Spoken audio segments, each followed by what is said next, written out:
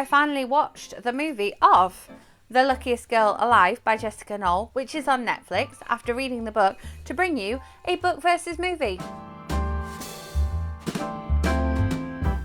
Welcome back, or if you are new here, welcome. My name is Katrina and I make bookish content here on this channel every week, and then movie reviews or book to movie content just like this one here at the weekend. I will leave a playlist of my book versus movie videos linked up above because they are one of my favourite kinds of video to make. And before we get into this, I understand when an author signs over the rights to their work, the movie company can do whatever they want with it, change the title, change the characters, change the setting, change the entire plot. But I enjoy looking at the similarities and differences and bringing them to you here. But I did see, however, that the script and the producer of this one was Jessica Knoll. And so you can tell from that this one sticks fairly closely to the book.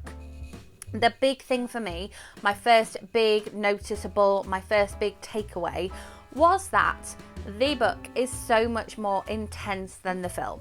I feel like that's happened before with thrillers like The Woman in the Window, for example, where I've read the book and it's been really quite intense and you've been wondering what's going to happen. You've been rooting for that character. You've been like holding your breath, wondering what's going to happen. And then you come to the movie and I know that I knew what was going to happen, but I still found it quite slow and quite tame and quite gentle compared to the kind of like cutthroat brutalness of the of the character in the book. And so yeah, that intensity for me was just lacking between the book and the film. And the book was definitely very intense. I read it in 2 big chunky sittings, whereas the film I found myself switching off a little bit and kind of wanting to do it in 2 sittings as opposed to sitting through it in one entire thing.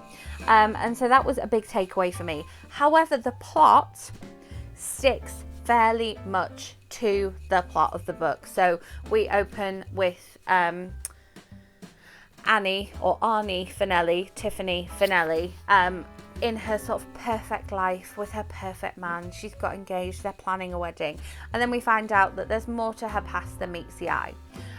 Now, the book does this through chunky segments of present day, followed by chunky segments of flashback, chunky segments of present day, chunky segments of flashback. The film speeds it up a little bit by having short bursts of both. I feel like the chapters in this one were longer than the present day or the flashback sections in the film.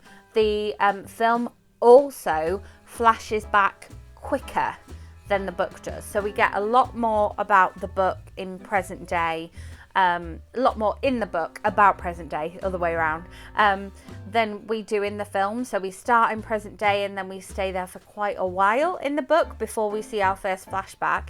However, the flashbacks are revealed fairly early on in the film, and so we get, okay, this is Tiffany when she was first starting at this new school. The book also explains why she started at a new school and gives us a bit more insight into her feeling ostracized, left out, the new girl, trying to find that friendship group, making friends with one friend and then sort of moving to the other. Think Lindsay Lohan in Mean Girls. And the film just drops us in, right, we're at a new school now, here's your friends. So I think obviously when you've got a book, generally that build up is a little bit more nuanced. It's a bit more of a gradual build up. It's a bit more of an intense build up. And so you always expect that between a book and a film. But I felt like that's where the film lacked that intensity, lacked that punch. It didn't have that depth of why this character is motivated to do the things that she does that the book had. The book gives us a lot more present day background and a lot more teenager Tiffany background as well. Then there's the kind of secrets of her past. Now, the film is very quick to reveal various things that have happened to our main character. Again, we're trying to be spoiler free here, whereas the book is a lot slower to reveal the things that have happened to our character. There's 2 major events that have happened to her that shape her present in her past. And those events are revealed fairly quickly and fairly kind of like brutally, like, here it is, we're laying it all out for you on a plate in the film. Whereas in the book, I feel like you have to keep reading for it. They make you work for that information. And even when you sort of get to those major, uncomfortable, negative skeletons in the past moments, they're drawn out. The effects of them are drawn out. The moment that they happened are drawn out. And again, I know that you have less time in a film to do these things than you do in a book. However, the film focuses on other more trivial aspects when it could have been spending more time on those intense, life-changing, character-shaping moments as the book did. Now, I didn't love the book. I liked it, but it covered a couple of very serious issues, very topical, very serious issues that are definitely content warning issues. So make sure before watching the film or reading the book that you have gone through the synopsis and you know what those care warnings might be. And so I think that's where they kind of came up unexpectedly, because I didn't know what the book or the film were about before going into reading the book, watching the film. Obviously, when I watched the film, I knew what it was going to be about. But I think that's why I didn't love the book. But I definitely, making the call here, preferred the book to the film. I think that the film doesn't do justice to those issues that the book does. They don't explore the fallout of those issues to the character as much in the film as they do in the book, and they don't explore those issues, the fallout from those issues and the effect it has on wider society as much in the film as they do in the book. There's one great moment in the film right at the end where we see Tiffany and somebody who is calling her on something specific that has happened in her past that she's written about in her present. And it's a great moment, and it kind of sums up some of the fallout that we see in the book. And I really liked it. It's not in the book, but I did really like it. And so that part I thought was done really well. I thought the casting choices were great. And I thought that the filming locations were also great. I thought they did, they picked up on the locations that we had in the book a lot.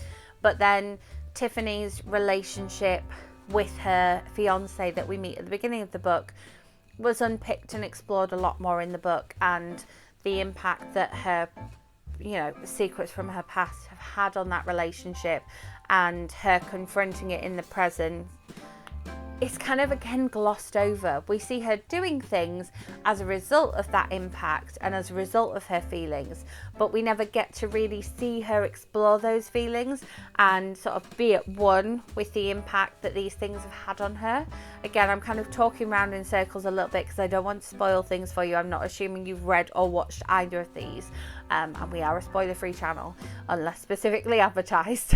But yeah, I feel like the book did that better. So, it's in a weird place for me because there was issues in there that were very, very serious that I don't tend to enjoy reading about in a book or watching in a film, but are important issues and they need to be written about. But I think that the book definitely did those issues better justice. The book developed the character better.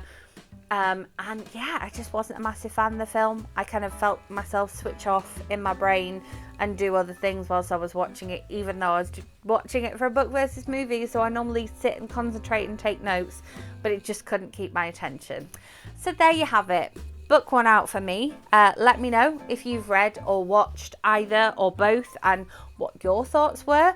Do I need to read the next book from Jessica Knoll that I believe I had? It's got Black and Brother on the cover. I can't remember what it was, but should I read more from this author is my question basically. As always, thank you so much for watching. If there is a particular movie that has been adapted from a book that you would like me to read and watch and bring my thoughts to you here, do let me know in the comments. Or if there is something on at movie theatres right now that you would like me to review this weekend, then also let me know. If you enjoyed this video, give it a thumbs up. Make sure you are subscribed so you don't miss out on my Vlogmas content or any future bookish content coming this way. Hit that notification bell so you get notified as soon as I post. And I will be back with another video for you very soon. Thanks for watching.